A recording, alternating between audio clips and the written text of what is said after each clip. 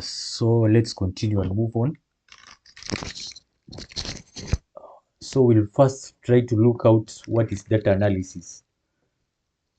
So data analysis is just the process of inspecting, cleaning, and modeling data to discover useful information. First of all, we have to explore and understand the data. After exploring the data, we'll need to clean the data and prepare the data before we perform some analysis. After performing the analysis, we'll come and draw conclusions according to the analysis that we've gotten. Uh, According to the analysis that we've gotten.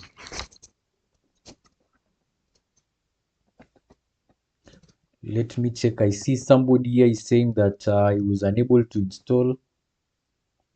He was unable to install our studio. I think after the session I can take you through because right now we have already started. I think it's called Oluwafonmilayo. Will take you through the session after we're through this session. But right now you can just follow on as I'm still recording the session. You can follow up. So as I've said, data analysis is just the process of inspecting, cleaning, and modeling data to discover useful information.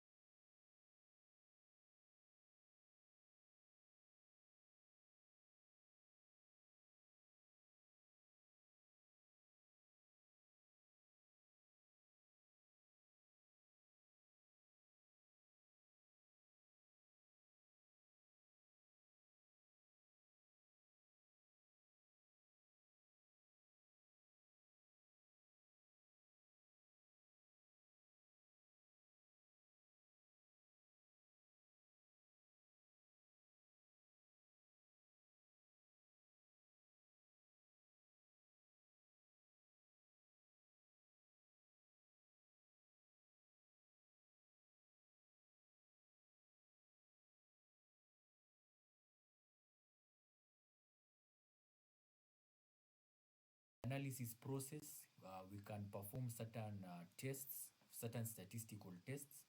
For example, the t-test. We also have the other non-parametric tests, the Mann-Whitney test, and so forth. Uh, so those are the things that you can perform in your data. After performing the analysis, you can come and draw conclusions from your data, and those conclusions can be they can be used to generate policies and decision making. I think I'm clearly understood. So the data analysis process, uh, first of all, you have to collect the data. First of all, before even you collect the data, you have to identify a certain problem, certain research area that you want to tackle, uh, or certain research gap that you want to handle about it. So you define your problem. After defining your problem, you go and gather relevant data sources so you can collect data and so forth, and then you can clean, analyze, visualize, and interpret what I've just been saying previously. So we have types of data. We have quantitative, qualitative, structured, and unstructured data. So in quantitative data, these data that is mainly numerical in nature. For example, the age, the temperature, and the revenue. You can see they are just numeric values. Next, we have the qualitative. We can have some certain categorical variables. For example, the color, the gender, the country. And structured data, this data that is organized in rows and columns. Mostly you can see it in Excel sheets or certain SQL databases. And also we have unstructured data. This can be in form of emails, images, and videos. For example, when you are collecting image data, for example, maps, you want to map a certain location, you can have certain images and so forth. Yes. We have key tools for data analysis. We have Microsoft Excel, Google Sheets, Python, SQL. We also have W. We also have R programming, which we want to tackle today. These are just certain tools that other people can prefer to perform data analysis. So data cleaning essentials, this one I'd previously said. We can also remove duplicates. We can also fix the data types, remove outliers, but here in handling outliers, you should be very careful before you come up to the conclusion that you can remove those outliers. So you should be very keen. You should understand your data first before jumping to the solution of removing the outliers. For example, there are certain tests. For example, we have the when somebody is doing tests, for example, like the t-test, and you come up to the conclusion that your data has certain outliers, you can perform because there are many types of t-tests. We have the permutation t-test. That one, if your data is not normally distributed, you can opt for that permutation t-test. Or we have the UN t-test, which is more sensitive to outliers.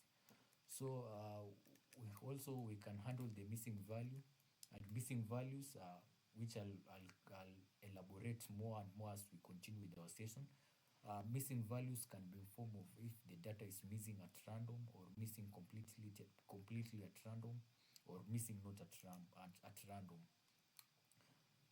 So we can also standardize the formats. For example, the date, maybe it is an incorrect date format. So you can standardize those formats. For example, even if they are emails, they can be wrongly spelled.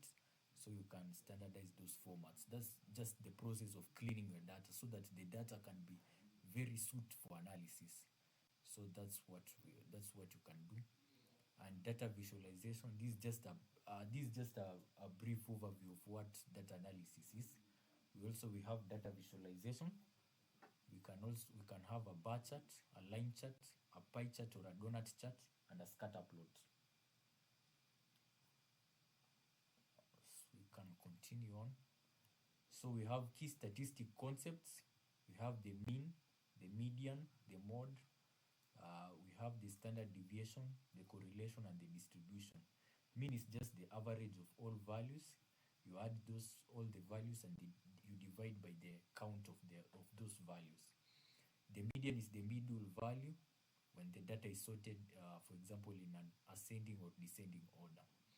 We have the mode, which is the mostly frequently occurring value in a certain data set. The standard deviation, it measures the spread of values around the mean. And then correlation measures the strength of relationship between two variables. So correlation is between -1 to +1.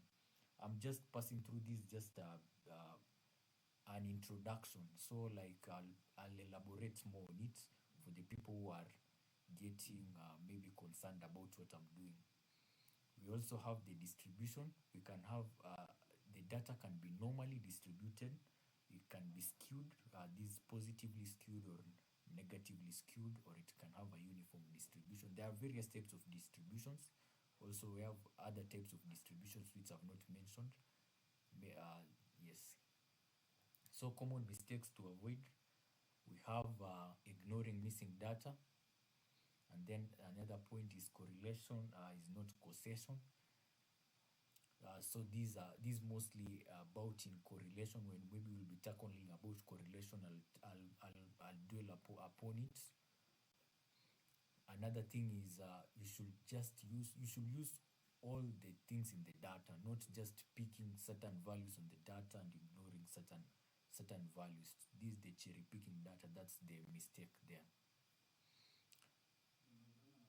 So you should also perform data cleaning checks to avoid to avoid bad outputs, because garbage in is garbage out. So anyone with a question before we continue on?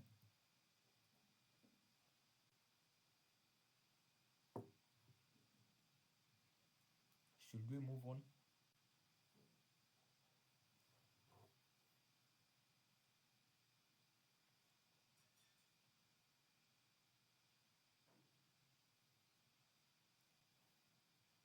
So please, should we move on, or anyone with a question, I can clarify.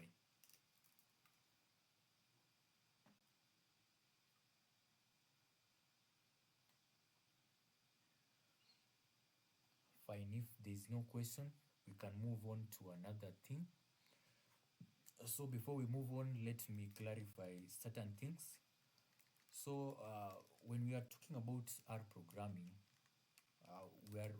R programming is just is a tool that can enable us to perform data analysis in a very more precise way.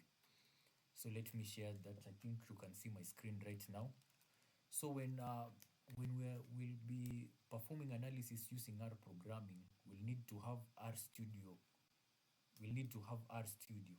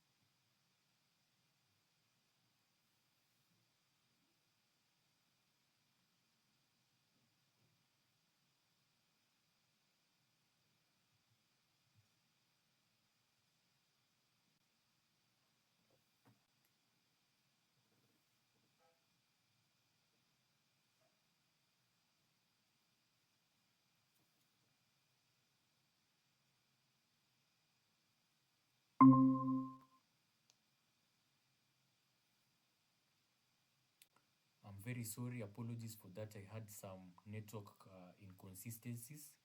So I think we can continue. I'm very sorry for that.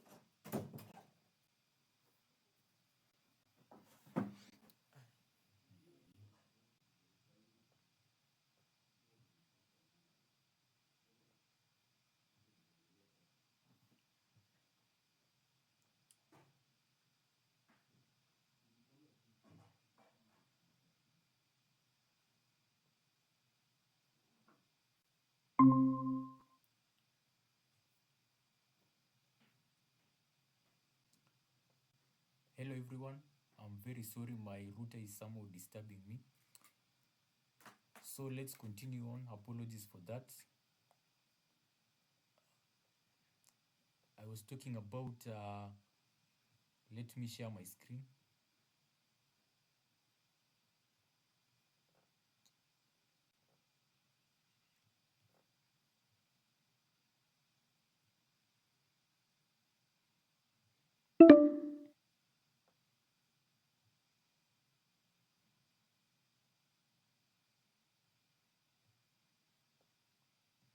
Hello, can you see my screen?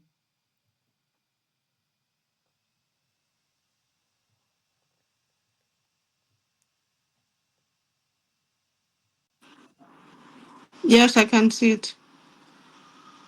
Fine, fine. So when I was talking about when we're talking about performing data analysis using R programming, we need to have uh, three things installed if you are using a Windows operating machine. So the first thing you need to have installed is the R. The next is R Studio, and the next one is R Tools. That one is if you're using Windows. But for the people who are using Linux operating system, you just need to have R and R Studio only. But for the people who are using Windows and think even Apple, or you need to have those three installed: R Studio and R Tools. So we'll be performing most of the analysis using R Studio, because R Studio, let's say R Studio makes it more easier for you to run those R programming commands. It makes it much easier to run those R programming commands inside R Studio. So that's the reason why we'll be using R Studio. But let me share with you what is R. So R is just a programming, and it's an free software environment for statistical computing. We also can perform data analysis using R, machine learning, and also deep learning for the people who are more interested in the field of artificial intelligence. You can go and perform also deep learning using R. But it has some certain limitations since it was developed majorly for statistics. But since there's many modifications, they also integrated certain tools that can enable it to perform deep learning. So when we are talking about R, we can think R as just the engine which enables it to perform a certain task. And R Studio, we can think of R Studio like a vehicle. So without the engine, the vehicle can't move. So R Studio, we can think it like just a vehicle, and R like the engine. So the engine makes it more powerful so that the vehicle can move. So R, it has some powerful packages, which we'll be talking about it more later.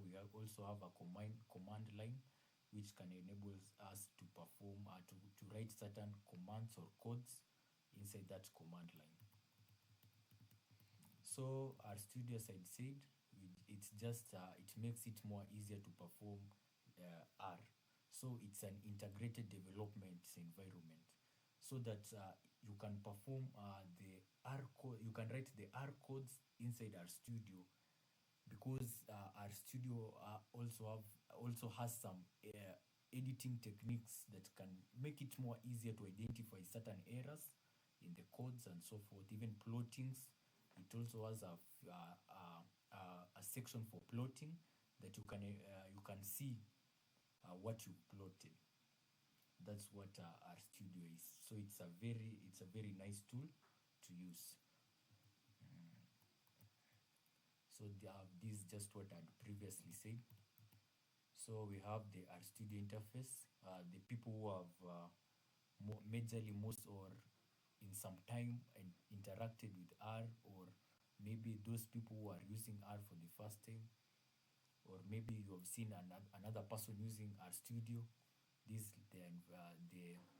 the dashboard, how our studio looks like.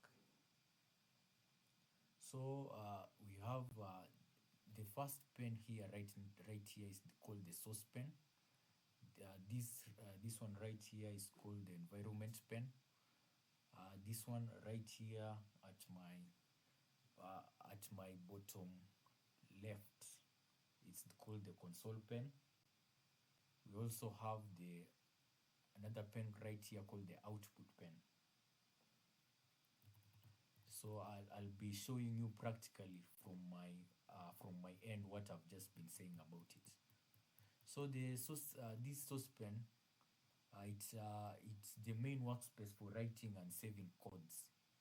and it's just a text editor where you can write scripts, and the scripts have an extension of .r.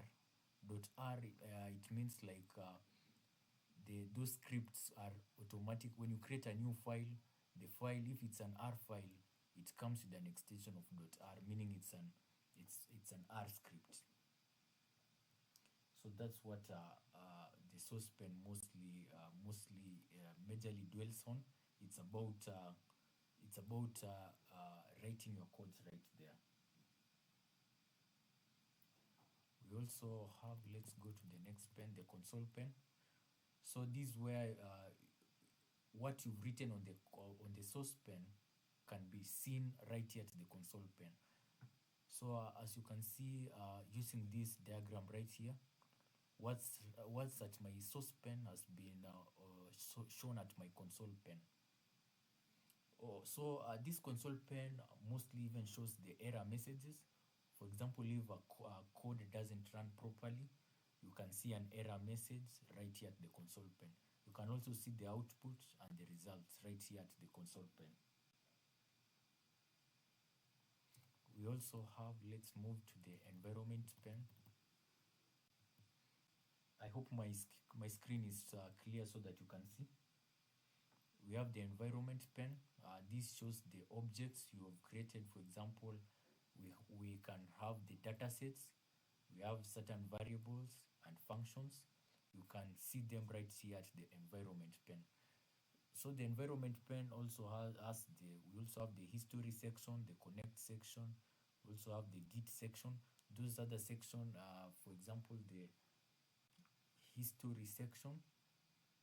History meaning just the codes that you previously ran are stored right at your history section.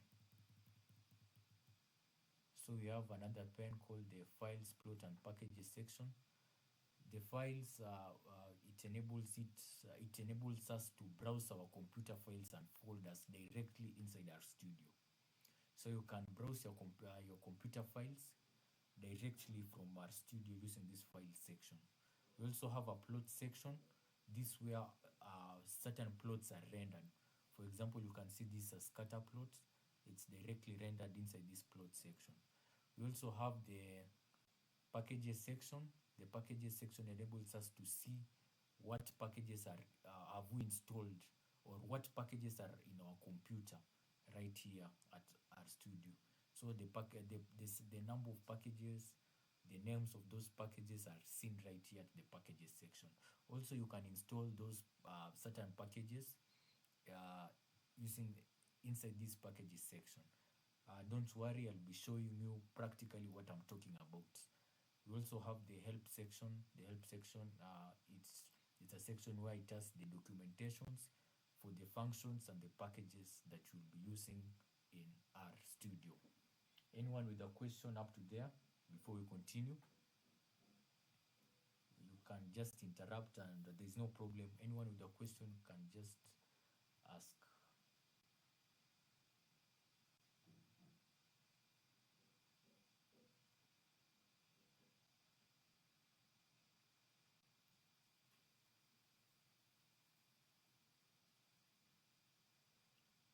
So if there is no question, we can continue on.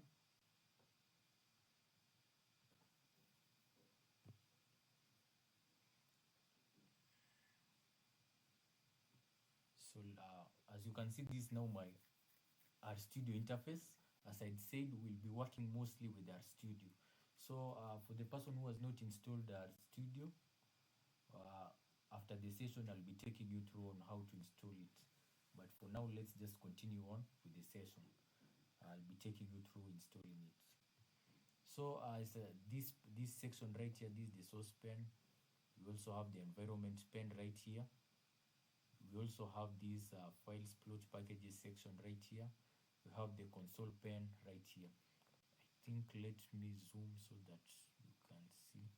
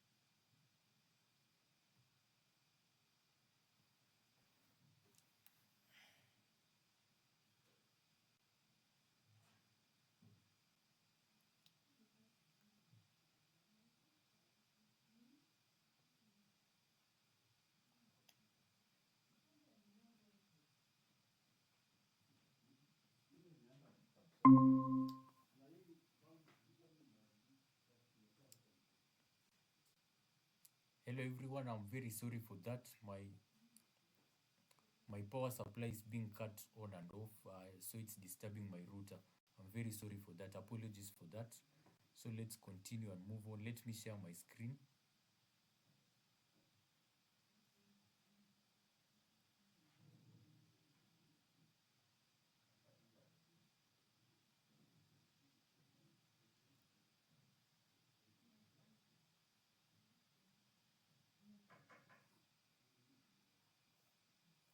I hope you can see my screen. I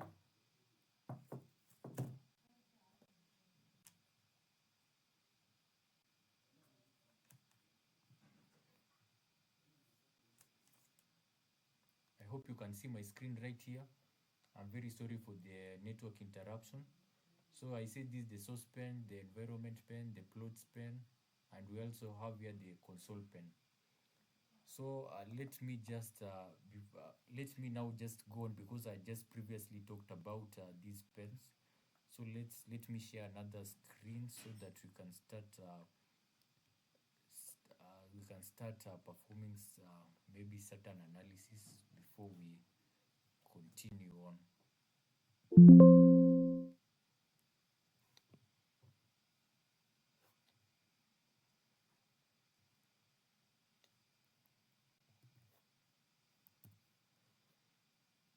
So I hope everyone can see my screen. So the first thing that we are going to handle today is called data frames. So data frame in R is just we think of it like just an Excel sheet or a spreadsheet, but now this spreadsheet is directly into R. So it's just a combination of rows and columns. So a row can have maybe a certain observation, and also a column can have various variables. The variables can be in form of the name, the uh, the the age, the blood type, the word, as you can see right here at my screen. Those are the columns. This the first column, the second column, the third column, and the fourth columns. So data frame is just a collection of rows and columns in a layman's language. So I've just said we think of it just like a spreadsheet, but now this spreadsheet is directly into R. So let's continue and move on. So the first thing that now we want to do is now creating, after now understanding the data frame, we'll have to now to create that data frame. And now to create that data frame right here in R is we now combine something called vectors. And these vectors, so these vectors are just in form of it's just the basic data structure. It's just simply a collection of elements of the same type. But now these elements of the same type are stored in a single entity. For example, we can see we have here the apples, the bananas, the milk, and the bread. These are items of the same type. So these items of the same type are just stored in these products. So the products contain the apples, the bananas, the milk, and the bread. So this is what is called a vector. A vector is just it's just a collection of elements of the same type. Remember the same type because here, right here, the apples are of the same types. These are just texts. We have these price. We can have it as we have it. It's just a number. Also, this one is it's a number. So when we combine both of them, all of them, we form something called a data frame. Anyone with a question?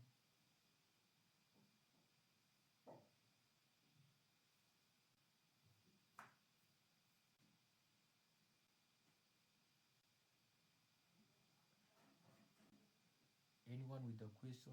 Or we continue on?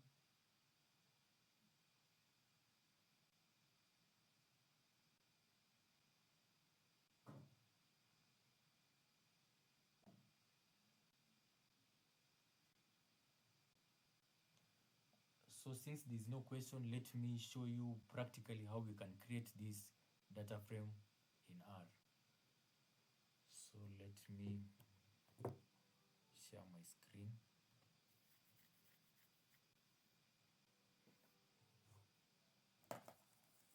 hope everyone is seeing my screen. So as I said, this now our studio. For the people who are wondering, maybe you came across, maybe your pen was like this. So to make it more concise, you can go to here to the file section, and then we can create an R script.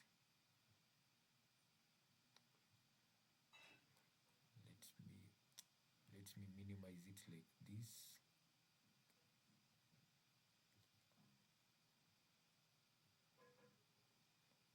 Fine, now we are good to go. So let us create a vector.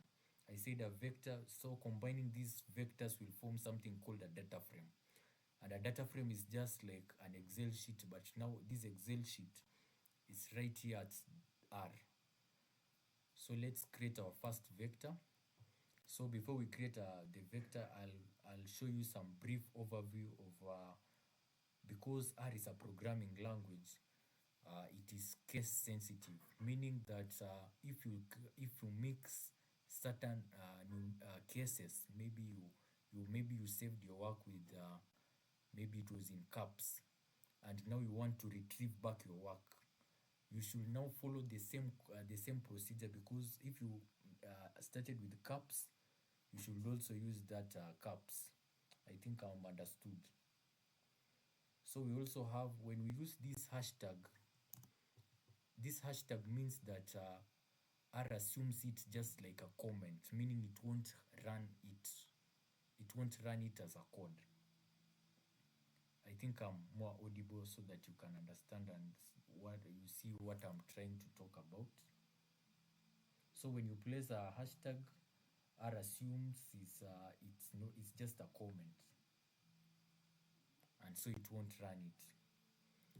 And for the people who are wondering what is a code, code is just a set of instructions or symbols used to communicate information or to tell a computer what to do.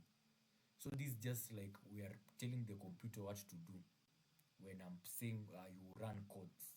That's basically what it means. So when I place a hashtag in front, I've said R will assume that it's a comment, so it won't run it as a code. So like I can comment it right here, creating vectors. So R won't run that specific line of code, that specific line. So let's create our first vector. The first one, as our previous example,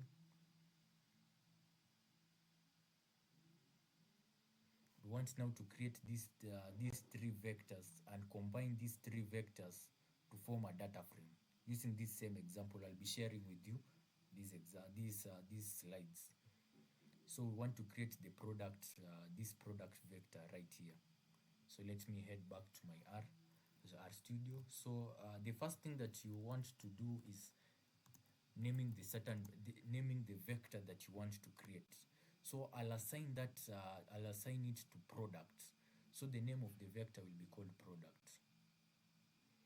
And after naming the vector, you can use an is equal sign, or you can use this less than and hyphen tag. But most of the people use in R Studio, most people use this less than and hyphen tag. So after this means that you are if you place this less than and hyphen tag, it means that you are assigning the things in the right hand side are being assigned or being named to the things in this left hand side. So the next thing to create that vector, we'll use a small c. This small c means concatenation. It means that now we want to input things inside this vector. So the first thing we want to input is an apple, and because it's a text, we'll use these quotation marks. So I'll name it as apple, and then I'll remember to separate with a comma, because I said this is a programming language. And a programming language, it works under the principles of writing codes. And writing codes are just the sets of instructions and commands that we give the computer so as to run a specific task. So we want it to run, we want it to create a vector. So that's just what I've been saying about it. You start with writing the name of the vector you want to create. It's called product, and then you use this hyphen and the less than and the hyphen tag. Somebody is saying is unable to hear. Am I audible?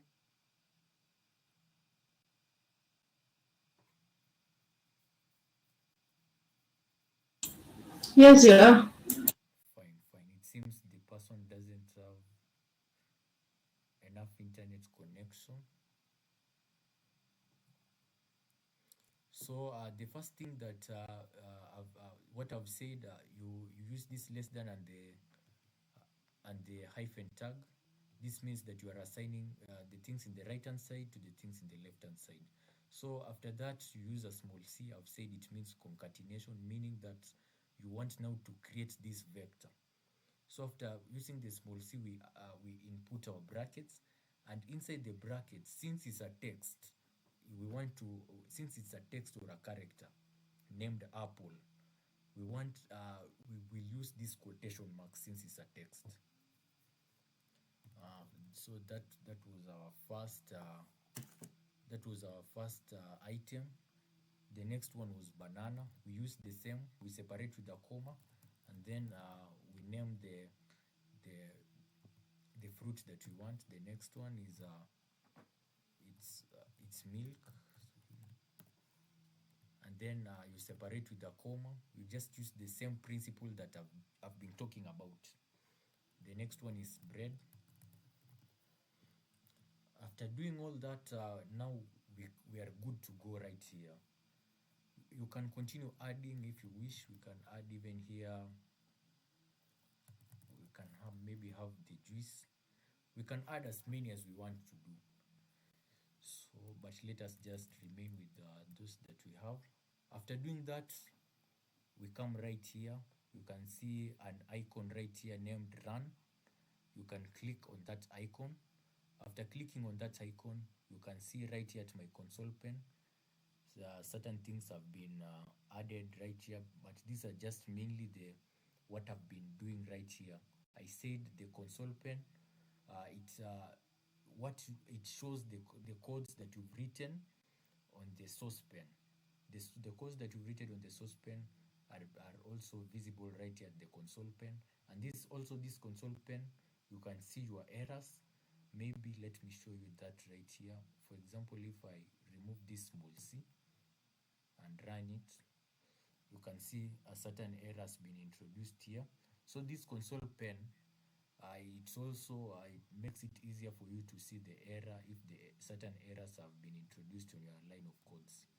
So you can just repeat the process and run it to have so that the errors can disappear right here. This environment pen, as I said, these the data frames, the objects that you've created will be seen right here at the environment pen. So we can see at the environment pen, we have the product vector already created. Don't worry about the names of vectors, data frames. Don't get worried about them, because once you know just the process of of creating those vectors, it's more easier. Just know the process. The names may be so much challenging to you, but just know the process. So the next vector that we can create, it is called the price. The price, and then you just do what I had said previously, the less than and the hyphen tag. You assign it correctly. You use the small c, and then you open the brackets. But since we are dealing with now with numbers, prices are mostly in numbers. Since we are dealing mostly with numbers, we'll know. I see somebody has raised a hand. You can ask your question. Yeah, my question is, how do you put in that allow? Is it do you press enter then it show up, or how do you do it? Pardon your question so that I can hear it very well. How did you put in that allow? Did you press enter, or how did it show up there, or did you type it? Uh, right here at the run, I think, can you see my cursor right here? No, no, not the after price. The allow. This right here. Yeah. How did you enter it there? Did you type it, or how did it show up there? Yes, I typed it. Oh, Let me okay. let me repeat so that you can understand.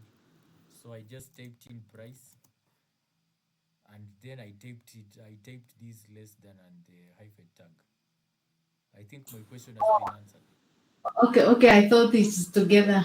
Okay, I get it now. Fine, fine. So let's continue on. So you just repeat the same process. You use the small c and the quotation, the brackets. You open these parentheses, and then since it's not, we are dealing now with numbers. Will not need to use these quotation marks. So we can have as it was 0.99, 0.5, 1.20, and then 2.50. And then you just repeat the same process. You run the code as it is. You can see at my console pen, it's right here. At my environment pen, it has already created this vector right here. We can go ahead and run that other vector named as quantity. You just repeat the same process as I said, using small c. Because now quantity is a number, we won't use the quotation marks. So we have the first one as 150, the next one as 200, the next one as 80, the next one as 120. Remember to always separate with a comma. After doing that, you come right here and click run. You can see at my console pen and at my environment pen, it's clearly seen. So let's go ahead right now and now combine these vectors to create something called a data frame. Because I said this data frame is just a collection of various vectors, and vectors, that, remember, they are entities of the same type. So to create now the data frame, we can now assign it maybe to something like store. And then you remember, assigning something, we use these less than and the hyphen tag. So it means, for example, this, when we want now to call back, we want to see now apples, bananas, milk, and bread. We won't run all these things right here. What we'll do, we'll just click right. Let me show you. We'll click right here and just run the product. So as you can see, the product, it has already shown what's inside the product: the apple, the bananas, the milk, and the bread. Somebody who has a question, you can go ahead and ask it.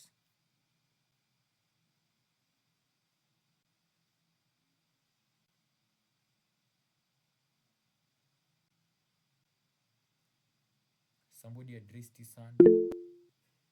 Yes, you can go ahead and ask your question.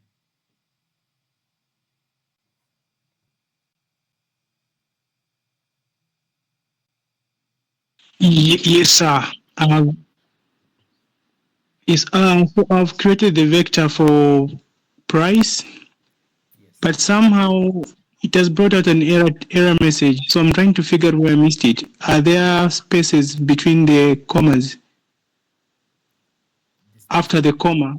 Do you leave a space? it's not a must you leave a space. It's not a must. Maybe I think you can share your screen so that I can, or what error has it brought so that I can. So it says the Did you remember in the error? contrast, it's I'm trying to understand what it is it has written. I'm I'm connected using a phone, but I'm working on the laptop with everything that I'm seeing on the screen. So sharing would mean I is transferring to the phone. So let me just try to run the code again, then I'll see if I. Fine, fine. All right. Thanks very much. So I think we can continue as he runs his code. If he has a question, he can interrupt by raising his hand again. So I was saying, when now we want to call back our product, we won't now be specifying the apples and the bananas and the milk and so forth. What we'll do, we'll just recall this. We'll run, for example, if we want to look at what was in our apples and bananas, we'll just run this. We'll only run the product so that it can show us what is inside these products. So what's inside the products? We have the apples, the bananas, the milk, and so forth. So that's just what it is. So I was now talking about combining these vectors to create a data frame. So let me place this hashtag so that you can see what I'm doing.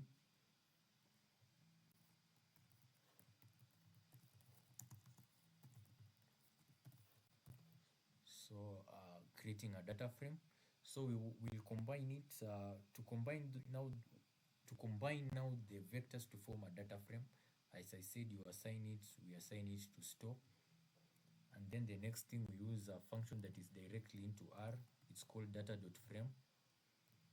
After doing that, we open our brackets or parentheses, and then now we list the number of vectors that we want inside our data frame. The first vector was our product.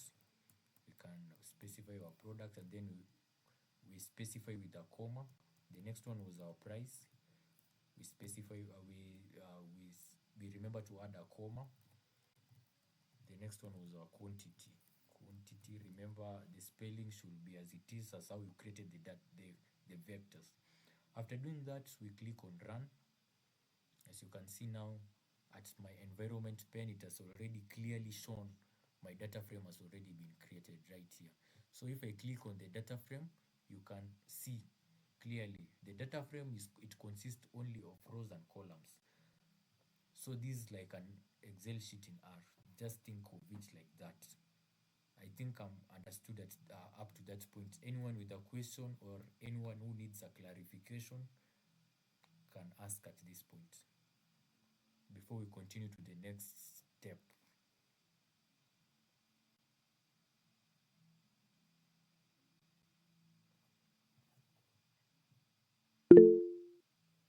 Yes, go on.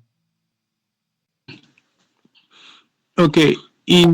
Is it possible to create all those vectors, all of them in a row? Then you just run at once and just to create that table. It's very possible. Let me just show you. Let me clear this console, everything right here, and show you. Let me clear even this one right here so that I can show you what you are trying to say. So for example, if I've cleared now everything, I've now created all these vectors right here. I can select all of them. After selecting all of them, I click run. You can see all of them have already been shown right here. And also I can select also the data frame. I click run. There's no problem about it. Also, there's a shortcut of running the codes. If you are so much tired or just moving your mouse to the run section, you can use your keyboard by pressing Control and Enter. Using Control and All Enter, right. yes, you can do that. All right. Thanks very much. Anyone else?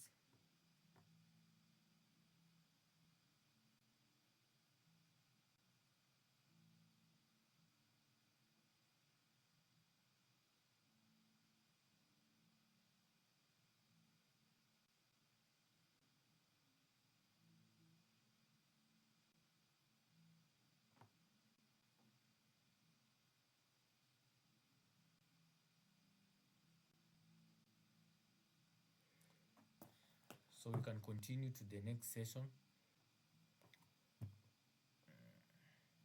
Let me share my slides. So this is just what we have been talking about. So we can now once we have created the data frame, we can now explore the things inside the data frame. For example, if we want now to look at the first 6 rows, we use the head function.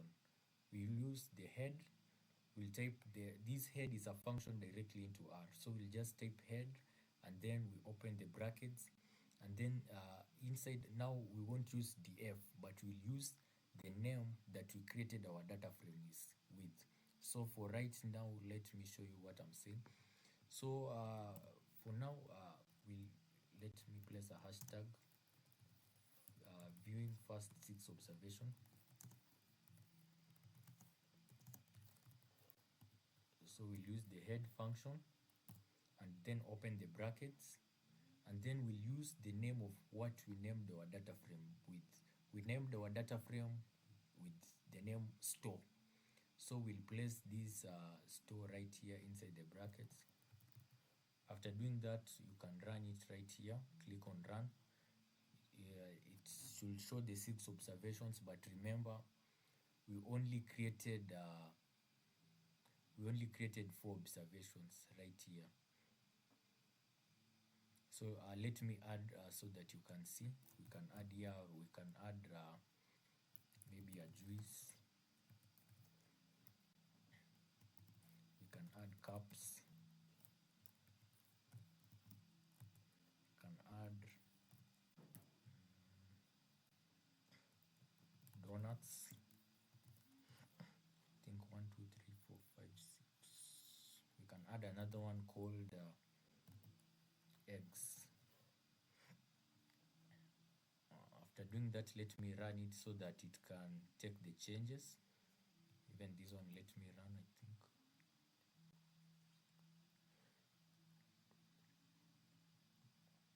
So let me add other ones. 3.54.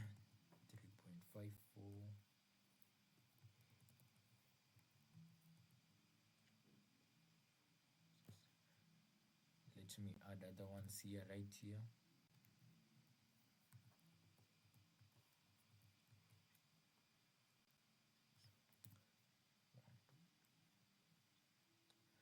So let me run this one. I run it again. And then let me run the data frame so that it can detect the changes. I think I added more. I've seen the error where it is. There, you know, the vectors should be of the same quantity before you create the data frame. 1, 2. So my products should be the same as all the number of prices and the quantity. So we have apple as 1, banana 2, 3, 4, 5, 6, 7, 8. So let me add other ones right here. 8.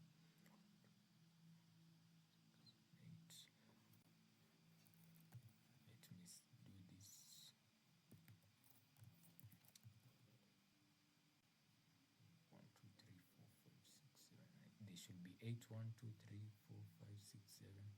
Let me add another one right here. And let me run all of them so that they can detect the changes.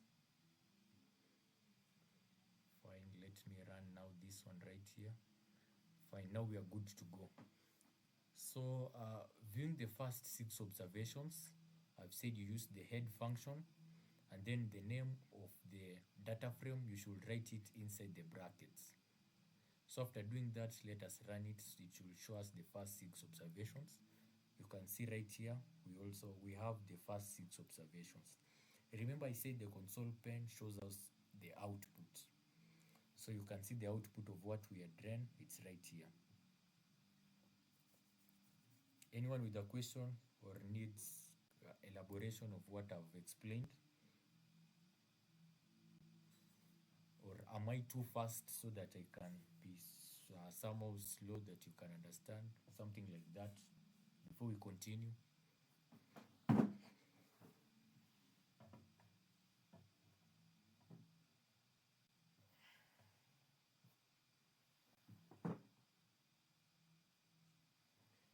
So let's move on to another section.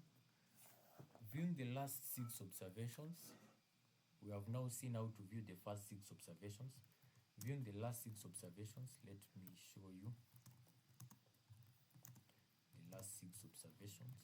Now to view the last 6 observations, we use a function called tail. This is directly into R.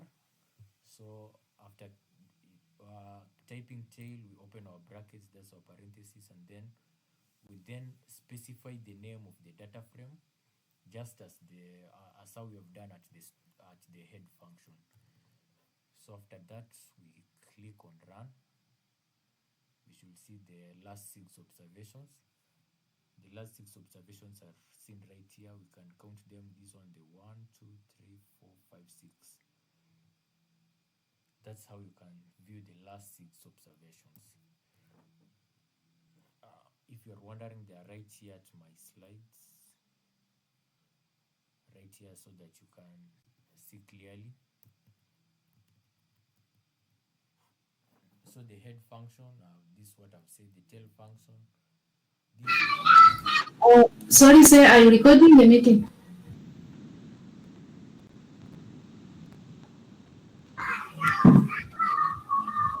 Are you recording the meeting, sir? Oh, yes, I'm recording. I think I'm recording.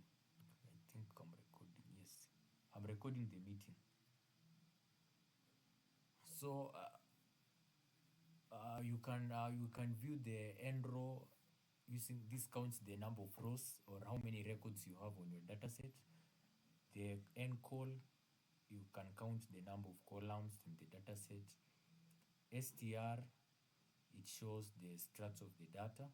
We have the column names, the types, and so forth. The summary function, it tells us the minimum value, the maximum value, the mean, and so forth for each column. So I'll be sharing with you these slides on how to go on performing your checks. So let me show you directly. This is what I've been saying, the end call, and then we pass the name of the data frame. So we can see that we have 3 columns. Let me place here so that anyone can see. Viewing the number of columns. So using this one, we can see that we have 3 columns. Then the next one, viewing the number of rows.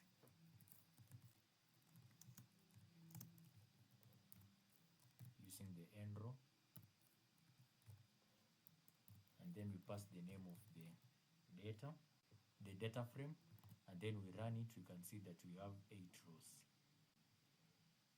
Then the next one, we can view some summary statistics.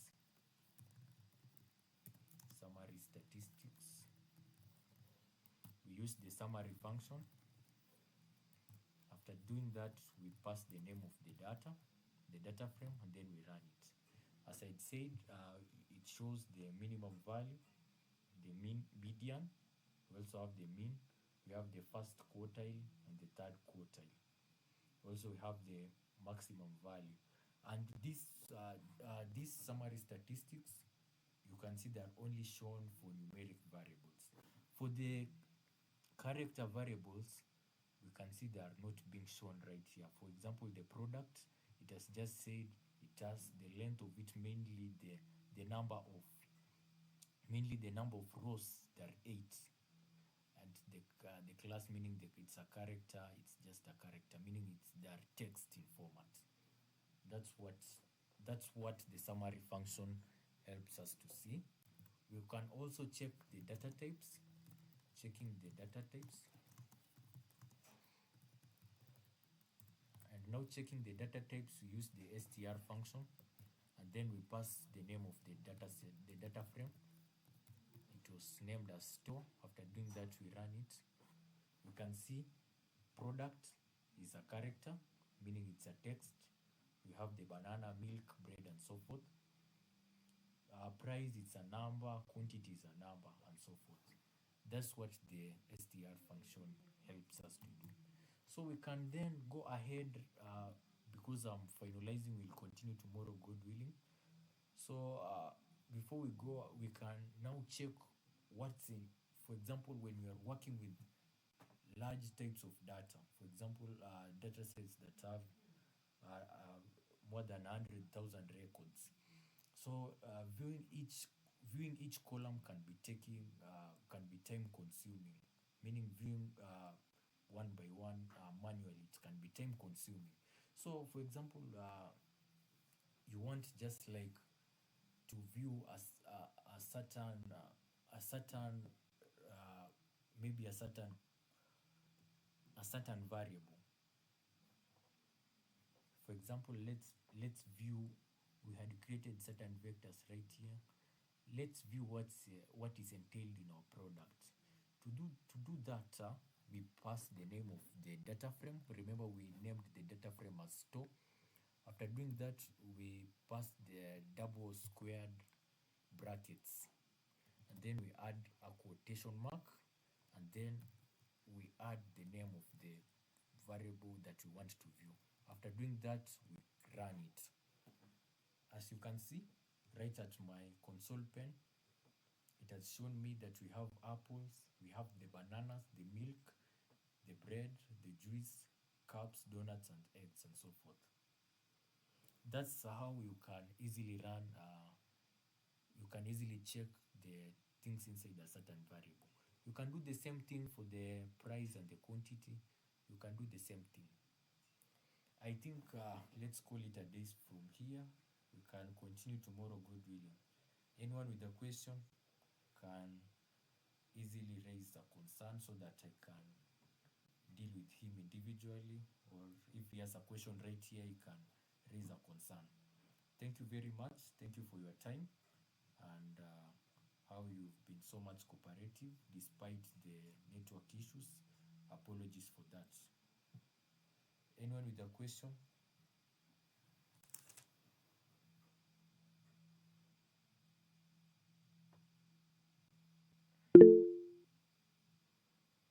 Yes, go ahead.